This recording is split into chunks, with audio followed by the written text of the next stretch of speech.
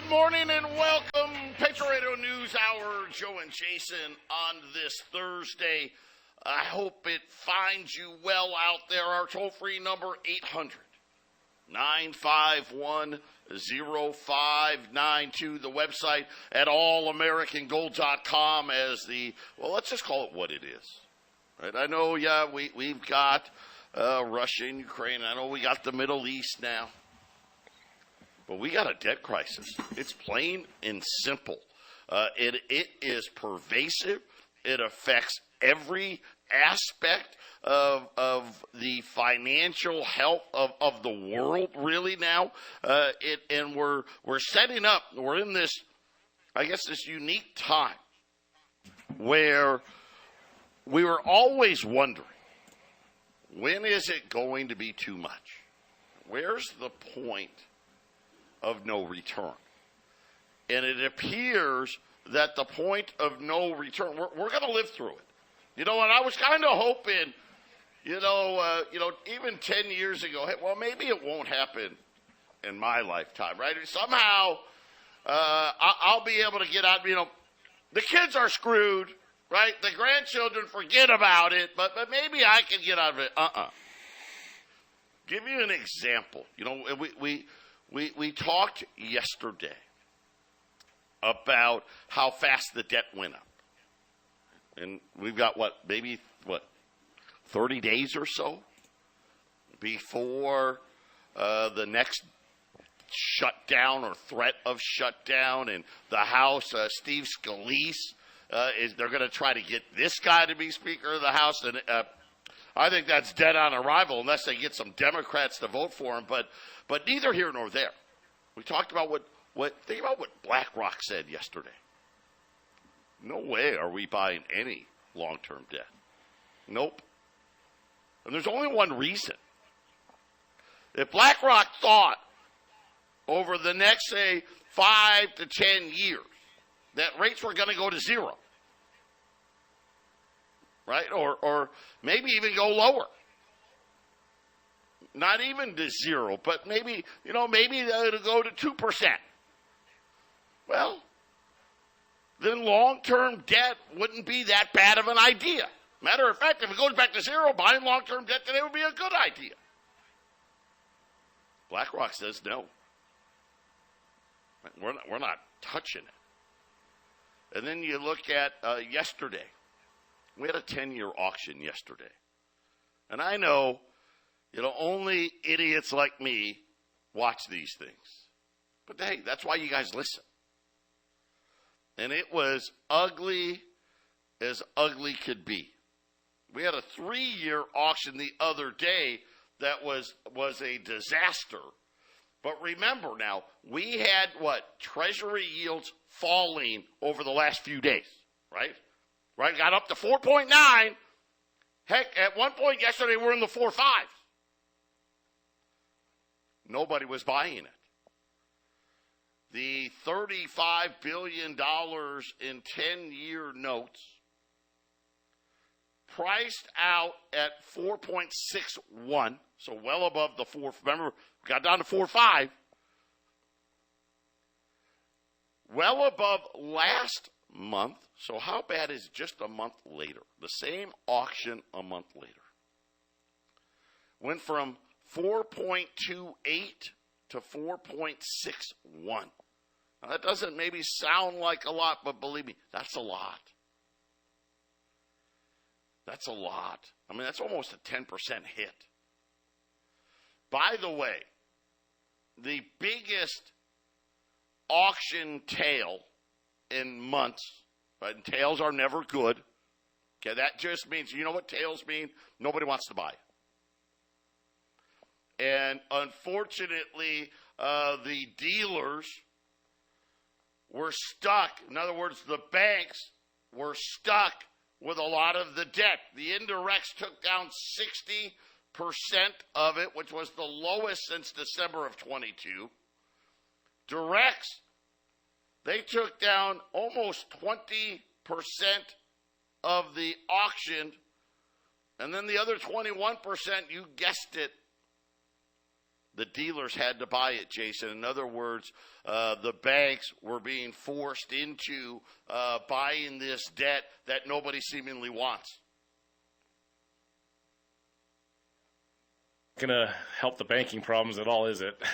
We already had some of these banks fail already, so let's give them another bag of problems and see if they can bear the weight, so to speak, right, Joe? So we've been talking about more banks failing. It's going to happen. It's not a maybe. It's going to happen. It looks like it's designed to happen this way now. So what does all this mean? You're like, oh, and I know a lot of you probably are rolling your eyes like, I have no idea what Double's talking about right now. I don't know. Kind of know, but don't really. Let me just tell you what this means.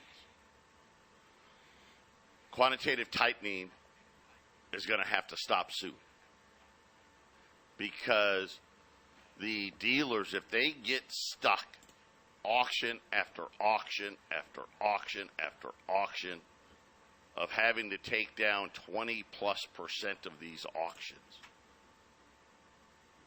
quantitative easing is going to have to come back because the banks need cash, which means, guess what? Well, we've got to sell these things to somebody. So, Jason, I think this is going to be, we're going to watch it. This has been a very bad week for auctions. Very, very bad week for auctions of U.S. debt. And I think a lot of people are all of a sudden paying attention. The bond market is sending a message, a very clear message. You're spending way too much. Of course, all that spending just leads to more inflation. They just can't quite figure it out, can they? Patriot Radio News Hour. We'll be back after the break.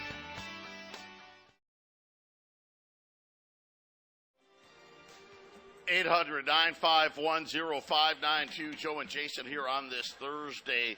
Quick look here at the markets. The Dow is down 60. The S&P is flat. The Nasdaq's up 30. Gold is flat, 1872. Silver's down about 10 cents here, right at $22. The 10-year note, 465. So even higher than was through the auction yesterday. Crude oil's about $85, and if you're starting to feel really uneasy, right? You know, anytime you get the Mideast flare-up, right, the end of the world type stuff comes to mind. I mean, there's no good comes out of that, and now the bond market sent. Think about how many messages the bond market has sent. Took out some banks earlier this year. The inverted yield curve, right? We're getting ready now. What, we're a month or two away from the longest inverted yield curve yet. When inverted yield curves end, that signifies the bust. Matter of fact, the longest ever was the financial crisis. The yield curve was inverted for, a year and a half? We're getting ready to cross that number. We're well over a year. We're a couple of months away from a year and a half. The inverted 87 inverted yield curve. The bursting of Y2K, inverted yield curve. This is the Great Depression. Inverted yield curves. We're right on the precipice of the longest one ever. And usually how it works, the longest ones in lengths are also the most painful. This is why I'm telling you, don't have that money sitting in the banks. Don't do it. You got to have things that are diversified.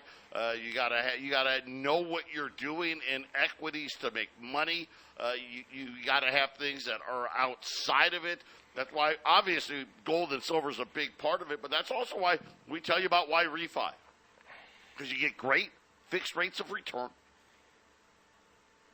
Right? If you want to lock your money up for 5 years, you get 10.25. Maybe for some of you, 5 years a little long. Okay. How about 1 year? 6.25. 2 years, 7.25. Still way better than you're getting anywhere else. And guess what? It's not correlated to Wall Street. We just had CPI out. Guess what? Why refi doesn't care about CPI? They don't care about Jay Powell. They don't care about what delusion Joe Biden makes up next. And it's fixed, which means it doesn't change. You don't have to be afraid to look at what's happening with your money. Check them out. InvestYRefi.com. That's the word invest, the letter Y, REFY.com. Or just call them, 888-YREFI24. Yesterday, we had PPI. Right? Remember, right? It came in hotter than expected, but the core went down a tenth. They were happy. Today, it was the CPI. CPI came in also hotter than expected at 0.4%. Year over year, 3.7%, by the way. That's also higher. Right, so I want to say I think this is the third month here of higher, not a lot higher, but higher. The core, this is where things got a little sticky. See, they were wanting the core to go down.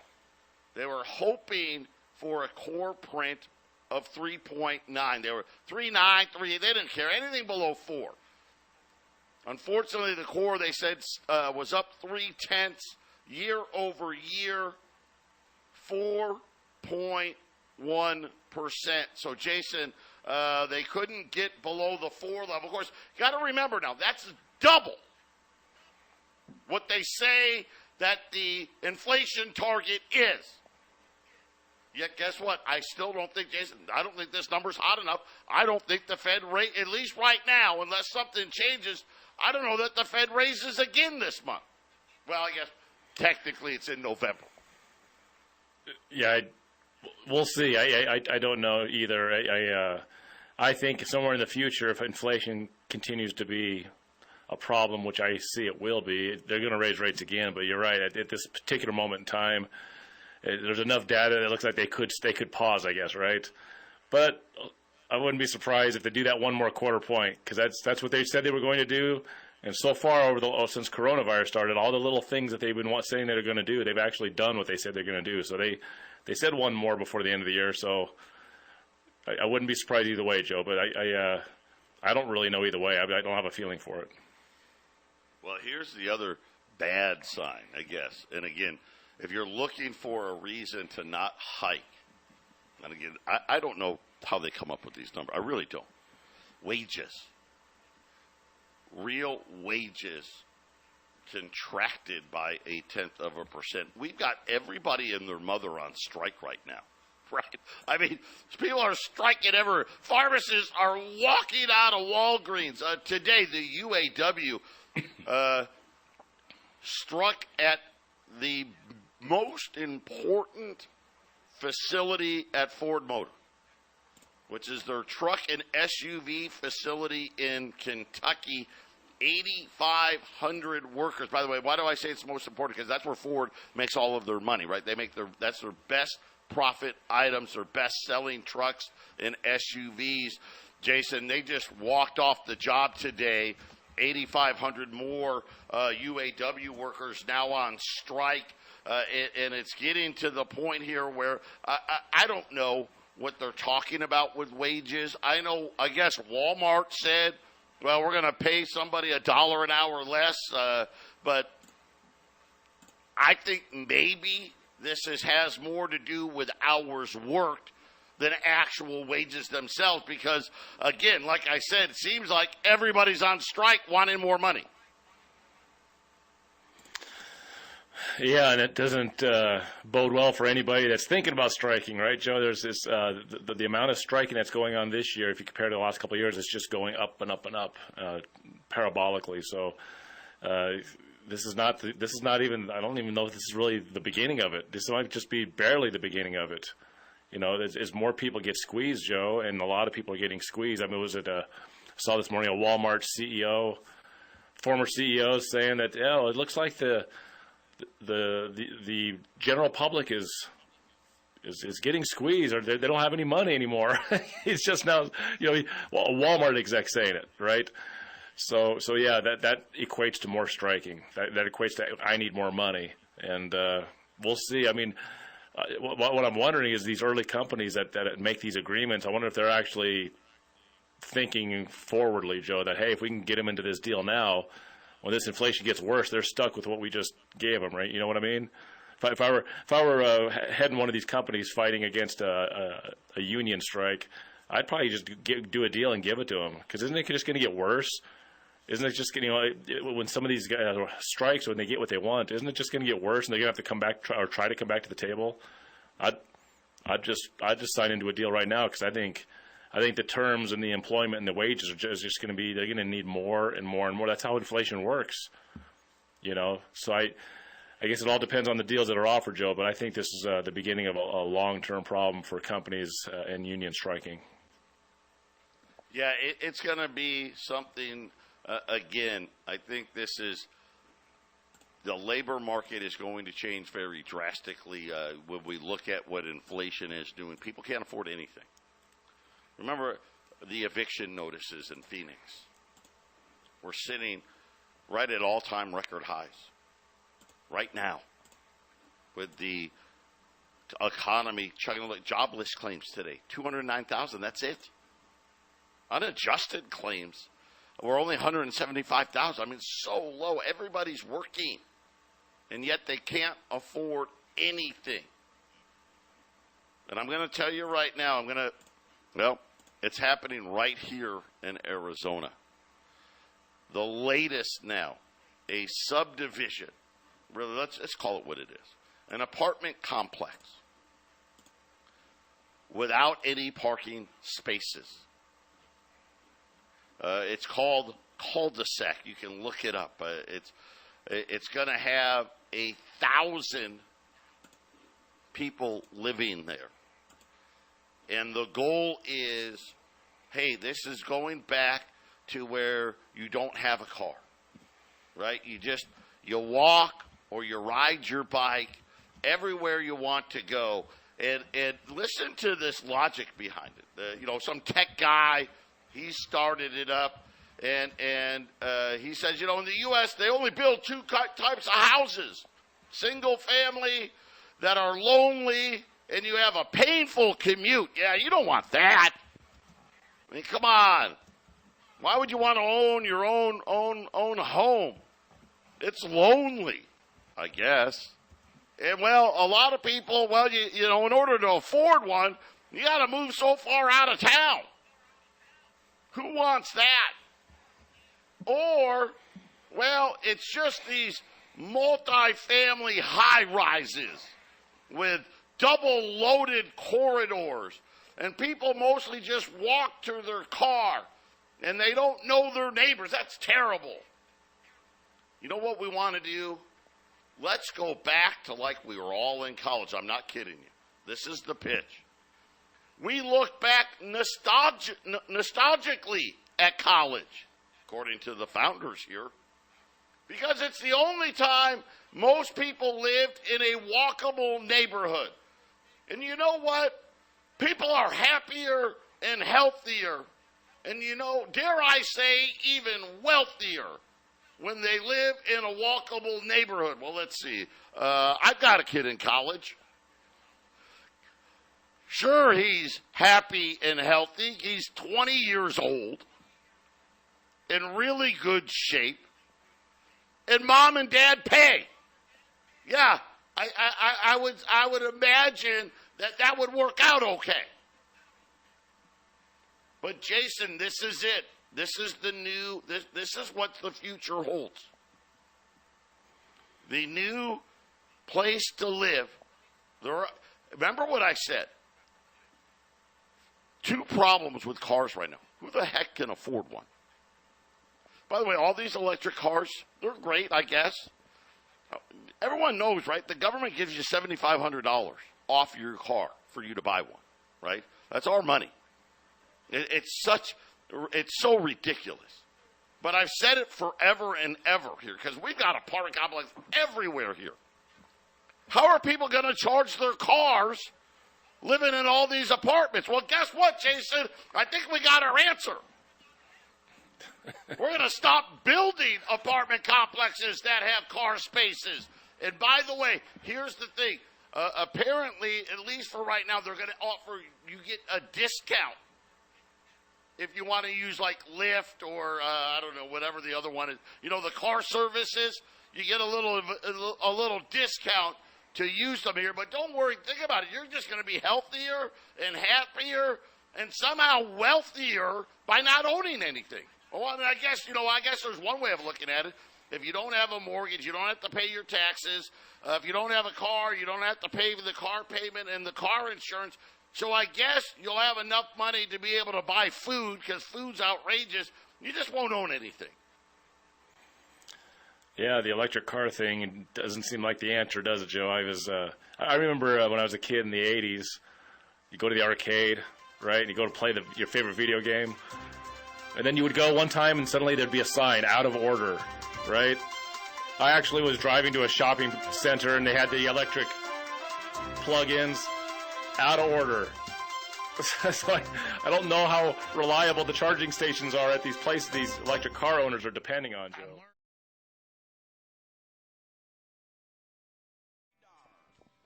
(800-951-0592) Joe and Jason, Patriot Radio News Hour. Today's special $5 Liberties. These are the quarter ounce, the older ones, 1866 to 1907. They're $550. Save $10. If you buy 10 or more, I'm going to heat it up for you. 545 at 800-951-0592. And Jason, just to give people an idea, so this exists right here in Arizona. It's in Tempe, which is where ASU is. So you're bound to get the glorified, I guess, dorm roomers. But again, this is the training that you're going to get. A one-bedroom. $1,600. Yep, you get a one-bedroom, no car, $1,600. A two-bedroom, $2,200. They even have a three-bedroom, $3,000. So, Jason, not what I would call affordable, and no cars. But don't worry, they got places. You can get one of those e-scooters. You can buy one of those e-scooters and drive around campus and drive around the town.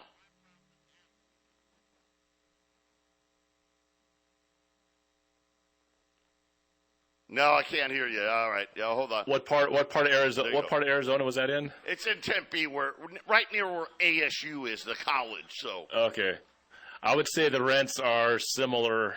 Here in Colorado. Maybe not quite that high, but it's very competitive. So, yeah, it's, why do I get the feeling that 3,000 is going to be the cheap room rate here, not just maybe a year from now? That's the whole thing about inflation. People don't get it. It just doesn't stop once it gets going. Right, Joe? When I was a college-age kid, rent here was, I don't know, $400 or $500. I mean, that was it. And that was a decent two-bedroom in the early 90s. Heck, you could get a studio for like less than $300. Now you're talking about, here's a one-bedroom without even a parking spot. $1,600. Right? I mean, it's absolutely insane. It really, truly is. I mean, I don't know how anybody can afford this type of stuff. That was like my first mortgage payment was like $1,800, something like that. I mean, wow. How about this? Well, Joe, I don't know if you have any trailer courts in Arizona, but we have quite a few still around here.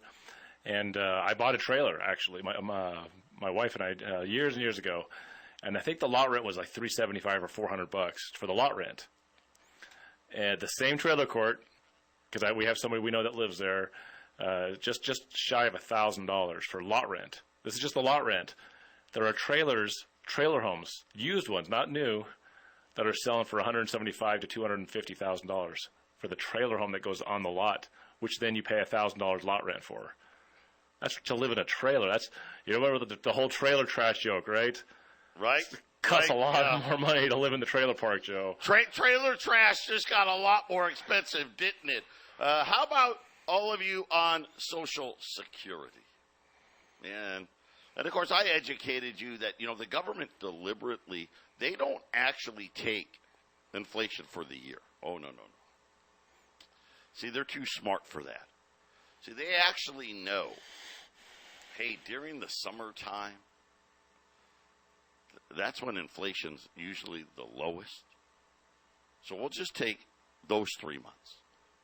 And that is your cost of living adjustment.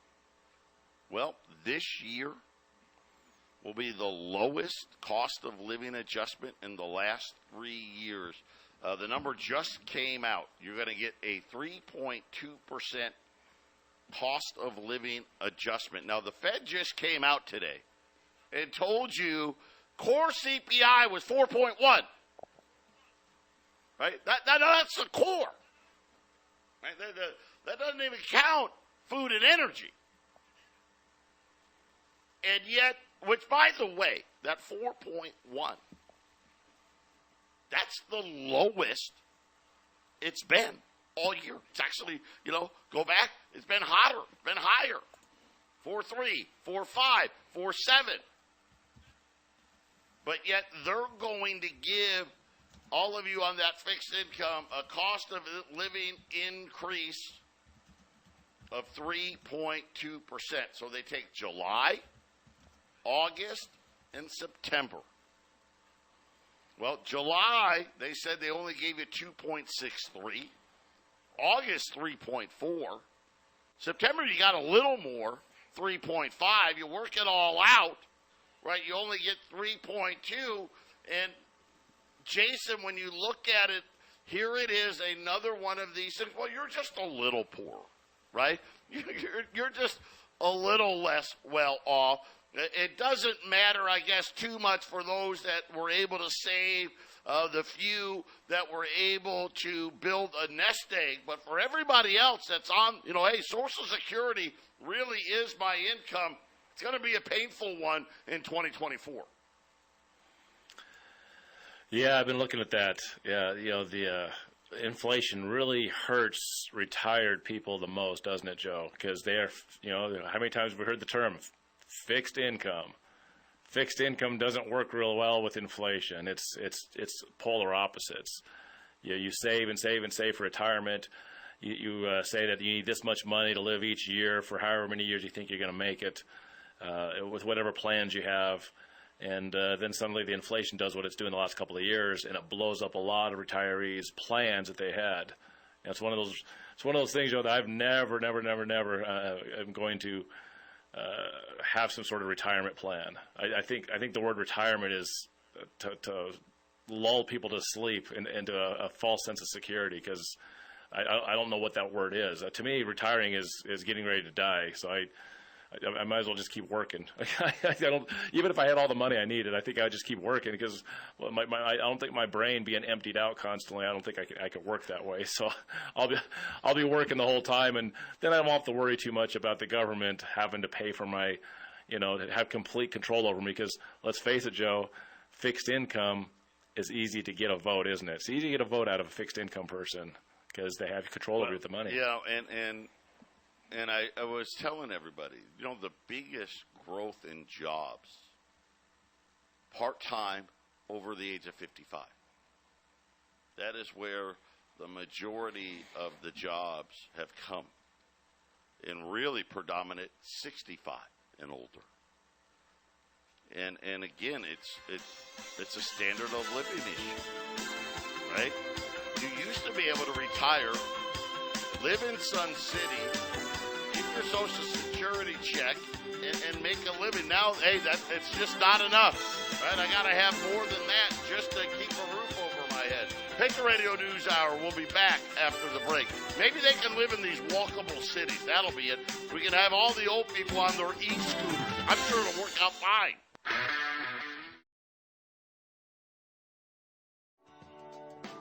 800-951-0592. Joe and Jason here on this Thursday. $5 Liberties, 1866 to 1907. You guys know how we feel about old gold. It's the best. It's not more expensive than the new stuff. And it's the most private way to own it. It's a no-brainer. Right? You can buy it, sell it, trade it. Don't have to get 1099 from me. Don't have to give out your Social Security number. You can buy $1 million worth, sell $1 million worth, and I'm going to just say, hey, have a nice day. And that, I mean, not many things, not many investments you can do that with, but you can do it with these. $550, 1 through 9, you're saving $10. If you buy 10 or more, save $15 a coin. $15 a coin, 10 or more, $545. Right now, gold's flat here, 1872. The Dow is down 100 points. The 10-year note, boy, it just kind of keeps creeping back up here, 466, as once again, the ability to finance this debt is becoming a problem. Right? The bond market, it's early, but the bond market for sure, Jason, is sending a message that, hey, there's a debt crisis problem brewing. I want to give you, so they always mess around with the U.S. debt. They always do. So the official number, so we just ended the fiscal year at the end of September. The official debt number is going to be $1.7 something trillion. The problem is it's actually not true. See, what happened was, remember the Joe Biden student loan forgiveness program that the Supreme Court said was unconstitutional?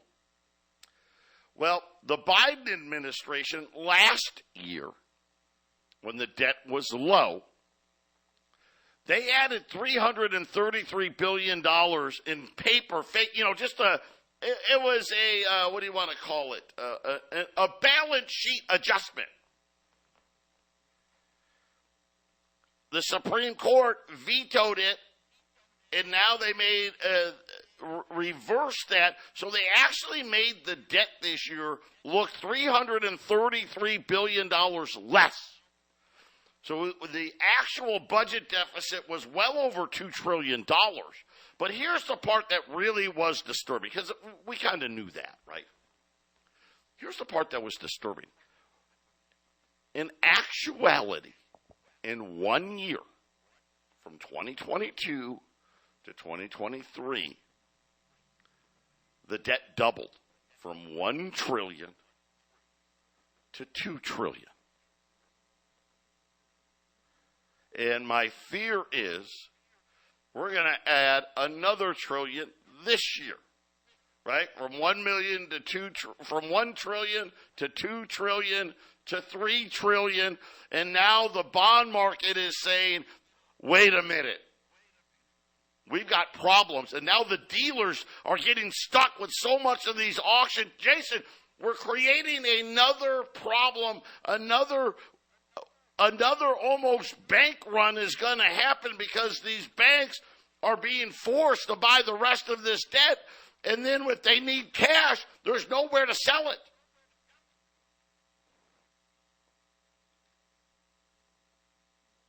Yeah, don't have you.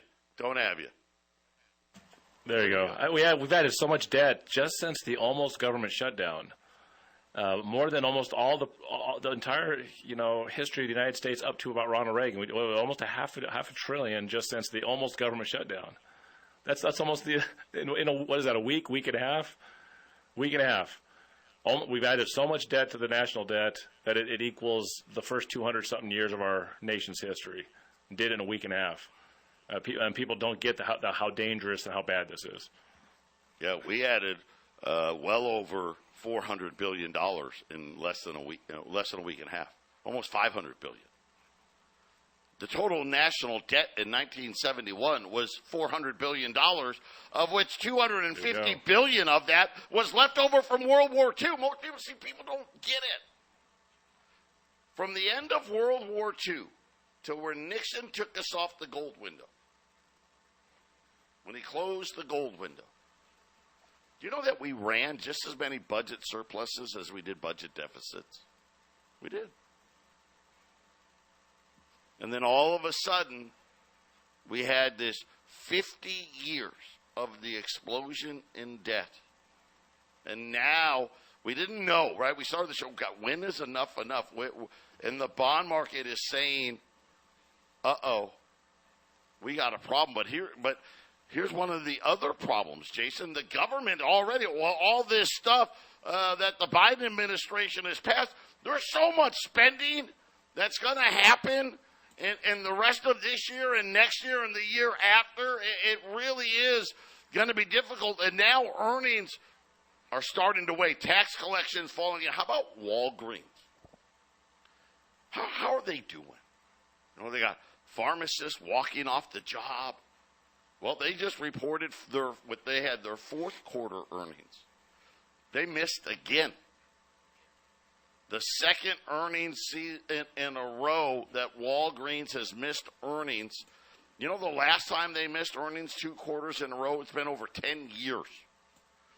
Walgreens stock was down 40% this year.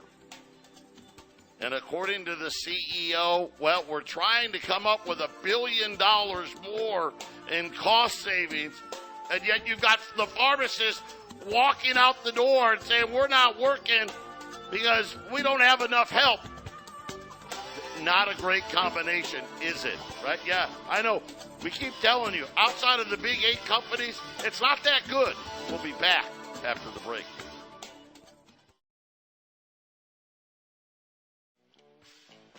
$800-951-0592. I got one phone line open here. $5 Liberties, 1 through 9. Save $10 a coin at $550. 10 or more, $545 at 800-951-0592 if you're new. So many people out there. You know you need to do it. Here's a great way to start. Maybe you just buy one today. Just start. All you got to do, call the number and just tell the girls, hey, I'd like this special. We're going to ask you one question. How many would you like? And then obviously we'll get your name, right? And we're going to ask you, how would you like to handle it? Do you want to pick up? And you go to Fort Lupton in Colorado, pick up there. You can pick up here in Phoenix. Or would you like us to ship it to you? And you tell us which one we ship. FedEx, just so you know. And we can ship anyway, but FedEx is our option of choice. If you want to come in and pay cash, great. Love to help you do that. Check, credit card. If you pay by credit card, it's 2% fee, right? Which is no other gold dealer does that. None. And I'm trying to keep it there. I don't know. We'll see. They keep raising my fees. But it's just that simple. And when you order, you get a trade number. That locks us both in. Once you order, you could hang up the phone. And gold could go up $100 the second you hung up. You don't pay anymore. You're locked in with me. Right? We do business the old-fashioned way. And obviously, if it goes down, hey, I expect you to honor your deal, right? Like I said, if you don't pick up, we ship FedEx. You can mail in a check. You can put it on a credit card. Or if you're picking up, you can pay cash at pickup. If you're an existing customer and you're picking up, you can write a check and take your product with you if you're an existing customer. Because I know you're good for it. Obviously, the first time, if you're a first-timer, picking up, right? We're going to want that check to clear the first time. But after that, once we've established a relationship with you, we're all good here. We treat everybody like family. Something else, too. We don't call you. There's no cold calls from us. We're not sending you out solicitations. We just don't do that. I mean, in the last 10 years, I've sent out one mailer in 10 years, and I have no plans to do it again. Right? If you wanted to, you can order $1 million today. Get your product. You're not going to hear from us unless you call us again. I mean, isn't that nice? I mean, that never happens. We don't send you text messages. I mean, unless you're told, like, so there's some people, hey, will you text me when my check gets there, or will you call me when my check? Of course we'll do that. And by the way, if you gave us your email address, we'll actually email you your shipping notification, so you'll know when your product is on its way. It's all very simple. That's all there is to it, right? There's no other. That we don't bait and switch. We don't play games. Just call up and say, I want the special. That's all you need to say. And then how many you'd like. 800-951-0592. Jason and I, we've got Bill Roberts on the half-empty cup. And, you know, he always has what's going on with the food supply and everything else. He's coming up next. Follow us on Rumble. We'll be back.